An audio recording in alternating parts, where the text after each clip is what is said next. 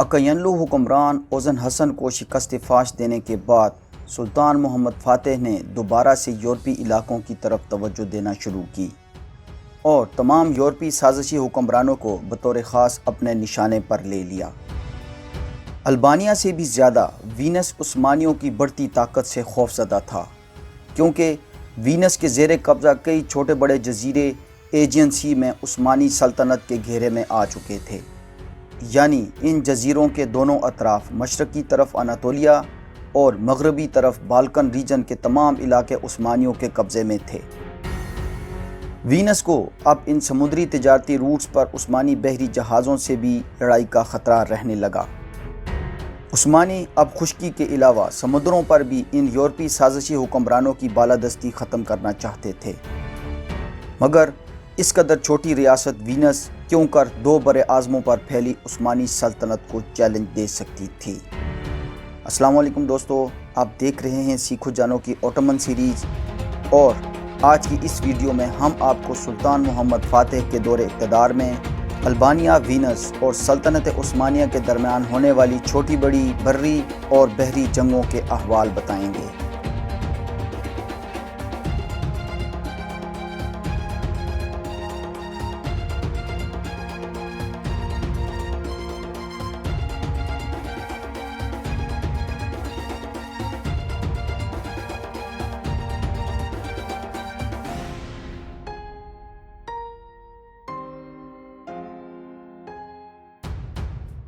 چودہ سو 53 تک عثمانی بازنطینی دارالحکومت قسطنطینیہ پر قبضہ کر چکے تھے، جبکہ انہوں نے ایشیا میں اناطولیہ اور یورپ میں بلکانی ریجن میں اپنی فتوحات کا سلسلہ جاری رکھا ہوا تھا۔ 1460 میں سلطنت موریہ، جو کہ حالیہ یونان کا حصہ ہے، اور 1461 میں ریاست طرابزون بھی مکمل طور پر عثمانی سلطنت میں ضم ہو چکی تھی۔ اس کے علاوہ وینس کے زیر کنٹرول ڈچی آف نیکس کے جزائر اور جنیوا کی کالونیاں، جو کہ لیسبوس اور چوائس کے جزیروں پر موجود تھی، بھی اسی عرصہ میں عثمانیوں کی باج گزار بن چکی تھیں۔ عثمانیوں کی یہ پیش قدمی جنوبی یونان میں موجود وینس کے ملکیتی اثاثوں کے لیے بہت بڑا خطرہ تھی، اور جلد ہی 1463 میں بوسنیا پر عثمانیوں کی فتح کے بعد ایڈریاٹک سی کے ساحلی علاقوں پر بھی وینس کے لیے لامحالہ خطرہ مزید بڑھ گیا۔ یونانی مورخ مائیکل کریٹوبولس کے مطابق عثمانیوں اور وینس کے درمیان کشیدگی میں اس وقت شدت آ گئی جب موریہ کے شہر ایتھنز کے ایک عثمانی کمانڈر کے البانوی غلام نے اپنے مالک کے خزانے سے چاندی کے 1 لاکھ سکے چوری کیے اور ونیشین قلعے کرونی کی طرف بھاگ گیا۔ وہاں اس البانوی مفرور غلام نے عیسائیت قبول کر لی۔ جب عثمانیوں کی طرف سے اس غلام کی واپسی کا مطالبہ ونیشین حکام سے کیا گیا تو انہوں نے اس مطالبے کو مسترد کر دیا۔ ان حالات میں 1462 عیسوی میں ایک عثمانی کمانڈر عمر بے نے وینس کے زیر قبضہ ایک اہم قلعے نافپاکٹوس پر حملہ کر دیا اور اس قلعے پر قبضہ کرنے میں تقریباً کامیابی حاصل کر لی، جبکہ 13 اپریل 1463 کو موریہ کے گورنر عیسیٰ بیگ نے وینس کے زیر قبضہ ایک قصبے آرگوس پر بھی قبضہ کر لیا۔ اگرچہ وینس، جس کا انحصار یورپ کے علاوہ ماضی میں عثمانیوں کے ساتھ تجارت پر بھی تھا، ان حالات میں عثمانیوں کے ساتھ 1 to 1 جنگ میں ان کا مقابلہ کرنے سے گھبرا رہا تھا، مگر وینس کی کونسل کے ممبر ویٹوری کاپیلو نے کونسل کے اجلاس میں عثمانیوں کے خلاف جنگ کے لیے پرزور تقریر کی، اور پوپ کی طرف سے کارڈینل بیزرین کے دباؤ پر 28 جولائی کو وینس کی سینٹ نے عثمانیوں کے خلاف جنگ کے حق میں ووٹ دے دیا۔ پوپ پائس دوئم نے اس موقع کو عثمانیوں کے خلاف ایک اور صلیبی جنگ کے آغاز کے طور پر استعمال کیا، اور یورپی طاقتوں ہنگری، وینس، اٹلی، البانیہ اور مالدیویا کو اکٹھا کرنے میں کامیاب ہو گیا۔ اس طرح 12 اگست 1463 عیسوی میں وینس اور ہنگری کے بادشاہ میتھیوس کاروینس کے درمیان ایک معاہدہ طے پا گیا، جس کی شرائط کے مطابق عثمانیوں پر فتح حاصل کر لینے کے بعد بلکان ریجن کو اتحادیوں میں تقسیم کیا جانا تھا۔ ہنگری کے حصے میں سربیا، بوسنیا اور ولاچیا آنے تھے، جبکہ موریہ اور مغربی یونانی علاقے ایپائرس وینس کے حصے میں آنے تھے۔ البانیہ ریاست کو میسیڈونیا کے علاقے دینے کا وعدہ کیا گیا اور قسطنطینیہ کو دوبارہ عثمانیوں سے حاصل کر کے پیلالوگس خاندان کے بچ جانے والے کسی بھی شخص کے حوالے کیا جانا تھا۔ عثمانیوں پر دباؤ کو مزید بڑھانے کے لیے اس یورپی اتحاد میں ایشیا سے بھی حلیف ریاستوں کو شامل کیا گیا، جن میں اکاینلو کے اوزن حسن اور کرمانیہ سر فہرست تھے۔ اس یورپی اتحاد پر اعتماد کرتے ہوئے اوزن حسن نے عثمانی حکمران سلطان محمد فاتح کو چیلنج بھی دیا تھا، جس کا فیصلہ جنگ اوٹلک بیلی میں ہوا۔ عثمانیوں اور اوزن حسن کے درمیان ہونے والی اس جنگ اوٹلک بیلی کا احوال ہم آپ کو پہلے ہی بتا چکے ہیں۔ آپ کی آسانی کے لیے اوپر دیے گئے آئی بٹن میں اس کا لنک موجود ہے۔ عثمانیوں کے خلاف بننے والے اس نئے اتحاد نے عثمانیوں پر دو طرفہ حملوں کا آغاز کر دیا۔ وینس کی افواج اپنے ایک کیپٹن جنرل کے ماتحت موریا میں اتری، جبکہ میتھیوس کاروینس نے بوسنیا پر حملہ کر دیا۔ اگست 1463 کے شروع میں ونیشینز نے آرگوس پر ایک زوردار حملہ کیا اور اس پر دوبارہ سے قبضہ کر لیا۔ یہاں وینیشینز اور عثمانی کمانڈر عمر بے کے درمیان مختلف قلعوں اور محاذوں پر لڑائیاں ہوتی رہیں، جبکہ دوسری طرف میتھیوس کاروینس نے بوسنیا میں گھس کر 60 سے زیادہ قلعوں پر قبضہ کر لیا اور 16 دسمبر کو 3 ماہ کے محاصرے کے بعد بوسنیا کے دارالحکومت جیجس پر بھی قبضہ کر لیا۔ ان سب واقعات پر عثمانی رد عمل کا آنا تو یقینی تھا۔ سلطان محمد فاتح نے اپنے وزیر محمود پاشا کو ونیشینز کی سرکوبی کے لیے فوج دے کر روانہ کر دیا، جبکہ ونیشینز کا بحری بیڑا درہ دانیال کے داخلی راستے کے باہر ہی تعینات تھا۔ موریا کی اس مہم میں عثمانیوں کو کامیابی حاصل ہوئی۔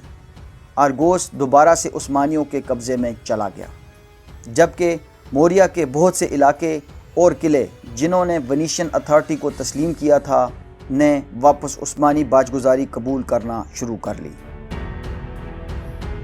ان سب کامیابیوں کے بعد سلطان محمد فاتح نے عمر بے کے فوجی دستے میں مزید کمک کا اضافہ کیا اور انہیں بوسنیا کی طرف بڑھنے کا حکم دے دیا، مگر سلطان محمد فاتح بوسنیا کے دارالحکومت جیجس کو اگست 1464 کی اس مہم جوئی میں حاصل کرنے میں ناکام رہے اور میتھیوس کاروینس کا جیجس پر تسلط برقرار رہا۔ اسی دوران پاپ پائس دوئم کی طرف سے بنائے گئے صلیبی اتحاد میں البانیہ کے لیے مختص علاقوں یعنی میسیڈونیا پر سکندر بیگ نے بھی حملے شروع کر دیے اور ان علاقوں میں چھاپہ مار کارروائیوں کے ذریعے تباہی مچانا شروع کر دی۔ لیکن جلد ہی 14 اگست 1464 میں پاپ پائس دوئم کا انتقال ہو گیا اور یوں پاپ پائس دوئم کے انتقال کے ساتھ ہی صلیبی اتحاد بھی زیادہ دیر قائم نہ رہ سکا۔ تمام یورپی طاقتیں اپنے اپنے محاذوں پر مصروف تھیں، لہٰذا کوئی کسی کی مدد نہیں کر سکتا تھا۔ جیسے ہنگری بوسنیا کے علاقوں میں دفاعی پوزیشن پر تھا، جبکہ وینس موریا میں عثمانیوں کے ساتھ مختلف محاذوں پر نبرد آزما تھا۔ تو اس صورت میں سکندر بیگ کو اب اکیلے ہی عثمانی فوجوں کا سامنا کرنا تھا۔ تاہم اسی سال ستمبر میں وینس کی محدود مدد کے ساتھ سکندر بیگ اپنے 10,000 سپاہیوں کے ساتھ عثمانی مضبوط قلعے اوریٹ کی طرف بڑھا، جہاں 15,000 کے لگ بھگ عثمانی فوجی کمانڈر شرامت بیگ کی قیادت میں تعینات تھے۔ سکندر بیگ کے پاس قلعے کی دیواروں کو توڑ کر اسے فتح کرنے کے لیے مناسب انتظامات بھی نہیں تھے، اس لیے اس نے 500 گھڑ سواروں کی ایک چھوٹی فوجی ٹکڑی کو قلعے پر حملہ کرنے کے لیے بھیج دیا اور اپنی بقایا فوج کو پہاڑوں اور جنگلوں میں چھپا دیا۔ اس پلان کا مقصد عثمانی فوج کو کھلے میدان میں لانا تھا۔ سکندر بیگ کا یہ پلان کام کر گیا اور عثمانی فوجیں اس 500 کے گھڑ سوار دستے کے تعاقب میں قلعے سے باہر آ گئیں۔ جلد ہی عثمانی فوج ان 500 گھڑ سواروں کے تعاقب میں خود ہی سکندر بیگ کے گھیرے میں آ گئی۔ گھیرے میں آ جانے والے لگ بھگ 10,000 عثمانی فوجیوں کو سکندر بیگ کی فوج نے بڑی بے دردی سے قتل کر دیا، مگر اس کے باوجود بھی عثمانی بقایا فوجیں اس قلعے کا دفاع کرنے میں کامیاب رہیں۔ اس واقعے پر سلطان محمد فاتح نے 1465 میں ایک اور جنگی لشکر کمانڈر بلابان بیگ کی قیادت میں سکندر بیگ کی سرکوبی کے لیے روانہ کر دیا، مگر اس لشکر کو بھی سکندر بیگ نے شکست فاش دے دی۔ پھر مئی 1466 میں سلطان محمد فاتح خود سکندر بیگ کی سرکوبی کے لیے قسطنطنیہ سے ایک بڑی فوج کے ساتھ چل پڑے۔ کم و بیش اس جنگی لشکر میں 50,000 سے لے کر 1,00,000 کے لگ بھگ فوجی موجود تھے، جبکہ سکندر بیگ کے پاس صرف 20,000 کی فوجی طاقت ہی تھی۔ عثمانیوں کے خلاف جنگوں میں سکندر بیگ کو اکثر و بیشتر اٹلی کی طرف سے امداد حاصل ہوتی رہتی تھی، مگر اس دفعہ پاپ پائس دوم کے مر جانے کے بعد اسے نہ تو اٹلی سے کوئی مدد ملی اور نہ ہی وینس اس کی مدد کو آیا۔ اب سکندر بیگ کو اپنی 20,000 کی فوج کے ساتھ ہی سلطان محمد فاتح کا مقابلہ کرنا تھا۔ اب سکندر بیگ کی طرف سے عثمانی فوجوں پر چھاپہ مار کارروائیوں کا آغاز ہو گیا۔ سلطان محمد فاتح نے البانین افواج کی بھرپور مزاحمت کے باوجود کراجہ قلعے کا محاصرہ کر لیا اور اس قلعے پر زبردست گولہ باری کا آغاز ہو گیا، مگر جلد ہی سلطان محمد فاتح نے اس قلعے کو فتح کرنے اور سکندر بیگ کی گوریلا کارروائیوں کو روکنے یا محدود کرنے کے لیے ایک اور پلان تیار کیا۔ سلطان محمد فاتح نے ارد گرد کے تمام علاقوں سے سکندر بیگ کے حامیوں اور ان کے اثاثوں کو تباہ و برباد کرنا شروع کر دیا اور ان علاقوں کو کنٹرول کرنے کے لیے قلعوں کی تعمیرات کے ذریعے ایک منظم نظام کو ترتیب دیا تاکہ سکندر بیگ کی طاقت کا زور توڑا جا سکے یا کم از کم محدود کیا جا سکے۔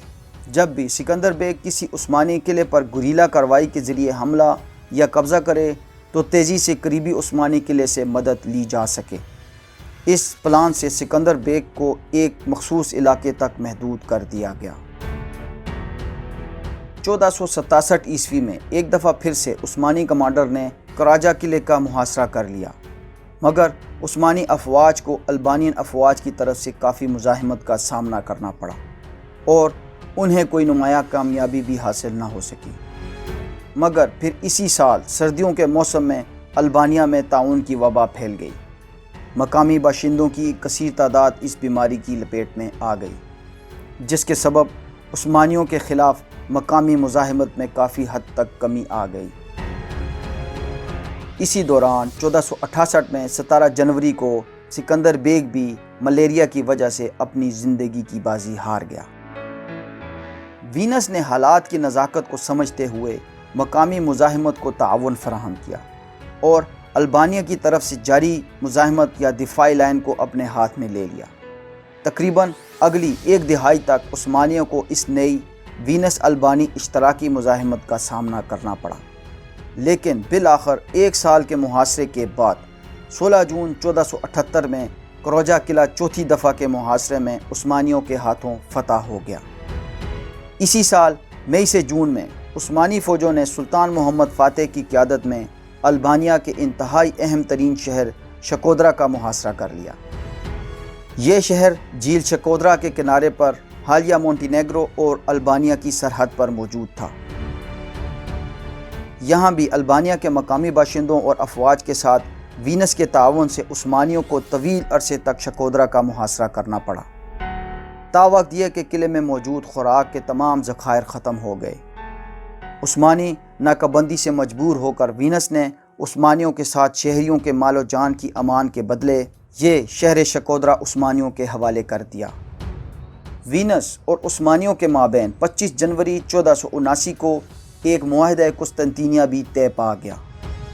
اس معاہدے کی روح سے السنج، اینٹیوان اور دورس پر وینس کا قبضہ تسلیم کر لیا گیا، جبکہ شکودرا کے علاوہ ڈالمیشین ساحلی پٹی کے علاقے اور یونانی جزیرے نیگروپونٹے اور لیمنوس سے وینس دستبردار ہو گیا اور یہ علاقے عثمانی قبضے میں چلے گئے۔ مزید برآں خراج کی مد میں وینس نے سالانہ 1,00,000 ڈوکٹس بھی ادا کرنے تھے، جبکہ بحر اسود یا بلیک سی میں تجارتی راستوں کو استعمال کرنے کے لیے بھی 10,000 سالانہ ڈوکٹ ادا کرنے تھے۔